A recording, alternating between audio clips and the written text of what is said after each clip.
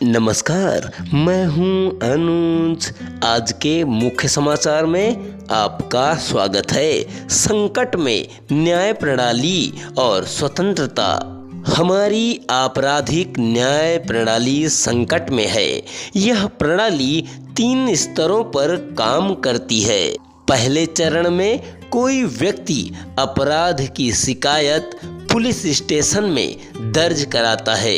दूसरे चरण में उस पुलिस अधिकारी का काम शुरू होता है जो आपराधिक प्रक्रिया संहिता के अंतर्गत यह जांच करता है कि अपराध हुआ भी है या नहीं।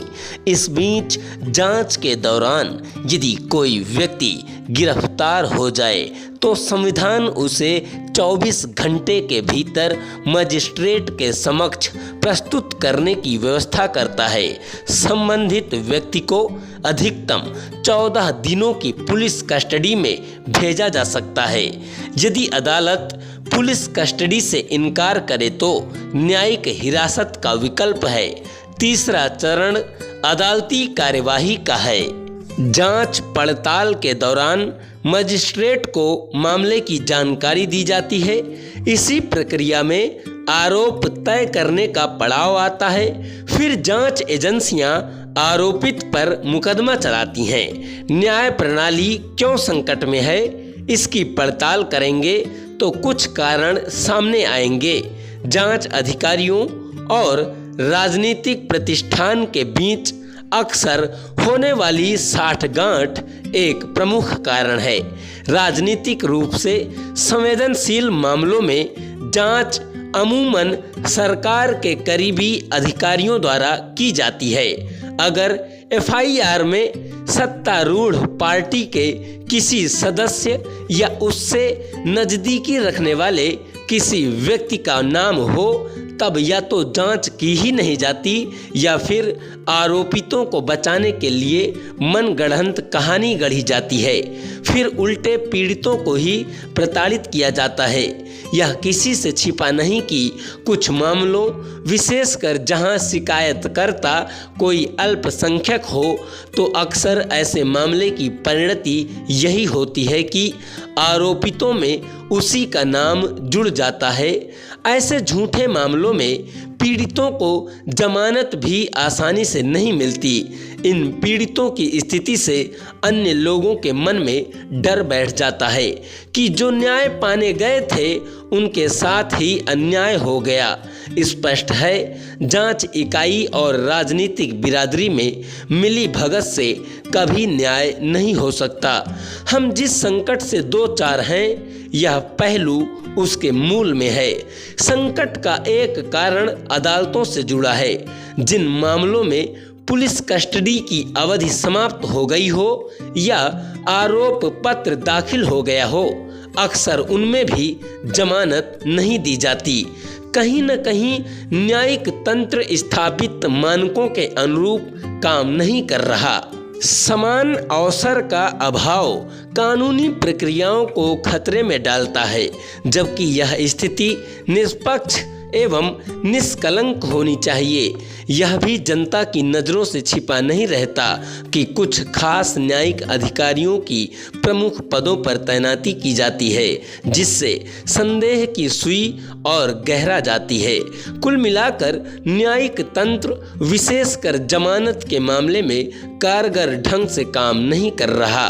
स्वतंत्रता के मूल्य को संविधान और यहाँ तक कि सर्वोच्च न्यायालय द्वारा अमूल्य मान्यता के अनुरूप महत्व नहीं दिया जा रहा।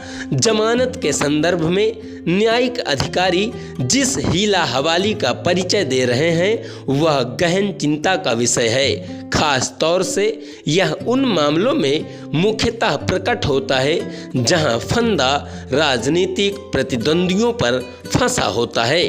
ऐसे मामलों में भले ही जांच पूरी हो जाए लेकिन जमानत नहीं मिलती।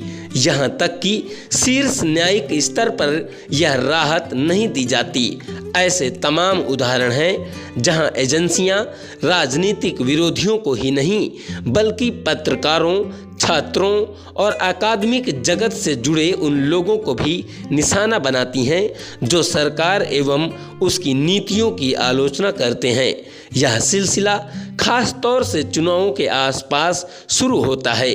यह और विकट चिंता का विषय है कि असहमति की ऐसी आवाज़ों को दबाकर उन्हें यूएपीए और पीएमएलए जैसे कानूनों के तहत जमानत नहीं दी जाती। इन कानूनों में खुद को निर्दोष सिद्ध करने का दारोमदार आरोपित पर होता है। अफसोस की बात है कि ऐसा दायित्व कभी पूरा नहीं किया जा सकता और विडंबना यही है कि इस मामले में उदार रवैया अपनाने के बजाय अदालतों ने इन कठिन प्राविधानों को कायम रखा है।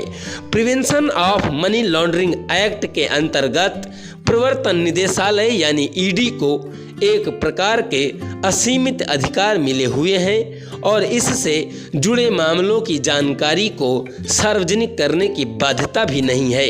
इन्हीं अधिकारों के दम पर ईडी को लोगों के पास समन भेजने से लेकर छापेमारी करने और गिरफ्तारी की शक्ति मिली हुई है।